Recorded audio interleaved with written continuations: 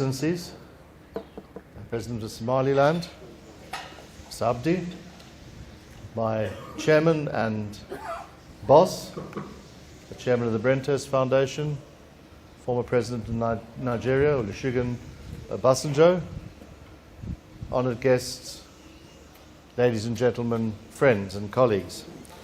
I was trying to work it out, this is my 6th trip to Somaliland. I first came here in 2003 with 2 colleagues, Jeffrey Herbst being one of them, who was then at Princeton University. I feel a little like Mick Jagger at a concert. I've never seen Mick Jagger sing with 2 microphones, but there's always a first. Who was then at Princeton University, and we spent about 10 days here, including some time in Berbera, understanding Somaliland's conflict resolution process.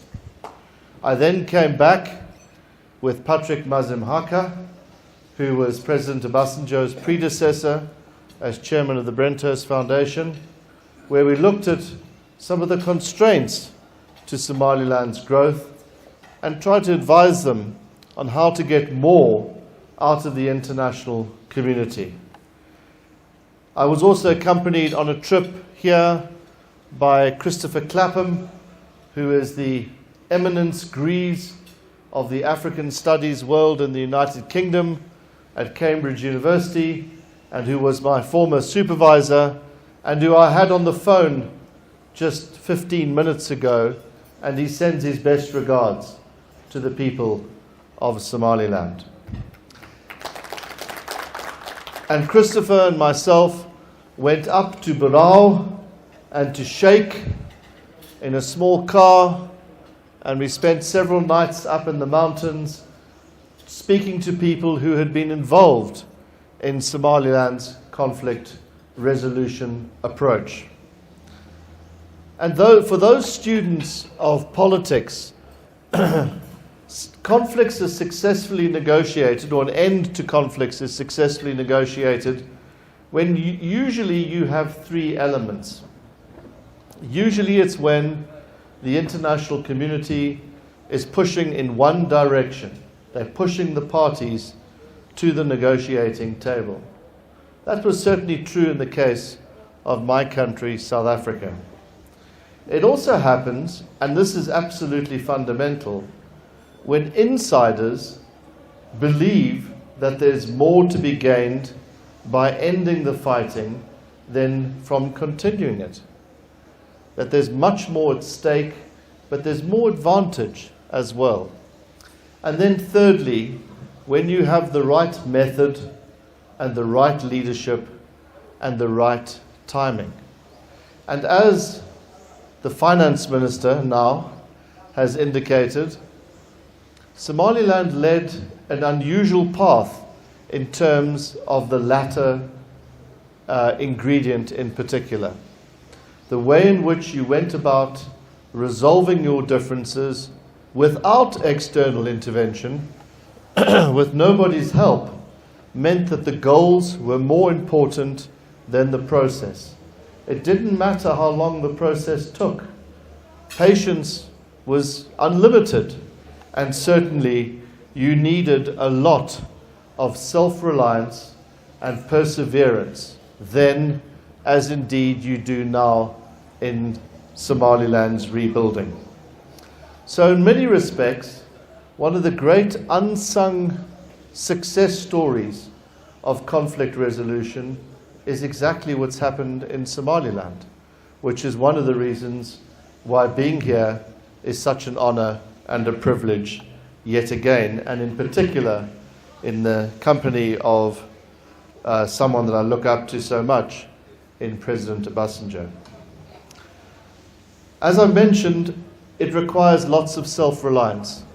It requires even more self-reliance when you are unrecognized by the international community, when there's an obstacle to every pathway potentially for development.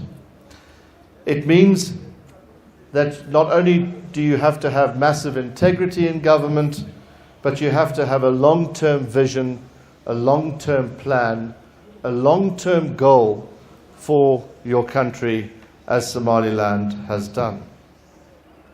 It also means that the period of recovery is very long. I'm reminded when I see that aircraft on the plinth, I haven't seen it this time, I wonder if it's still there, the aircraft that sits on the pedestal in the center of the town. I'm reminded of how destroyed Somaliland was back in 1990 and how long it takes to make things good again, and the degree to which you have to have incredible political commitment and fortitude is also an example to us all. And then finally, and I'll end here, Somaliland teaches us about the importance of breaking the mold, of being innovative. Not many people, frankly, speak of Islamic democracies.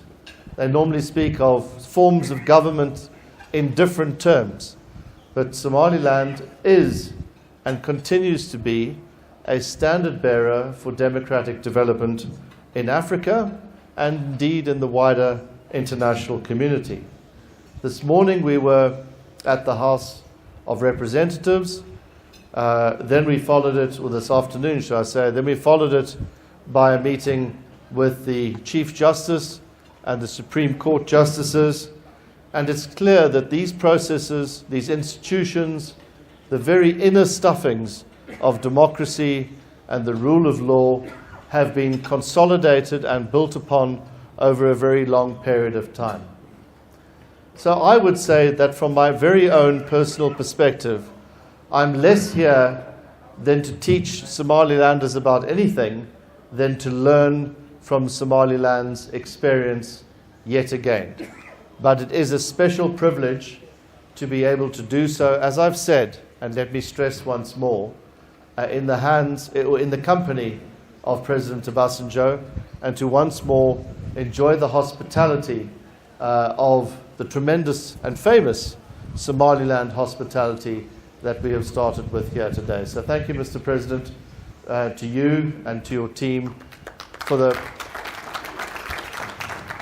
hospitality that we are experiencing and look forward to over the next short while that we are with you here in Hargeisa. Thank you very much.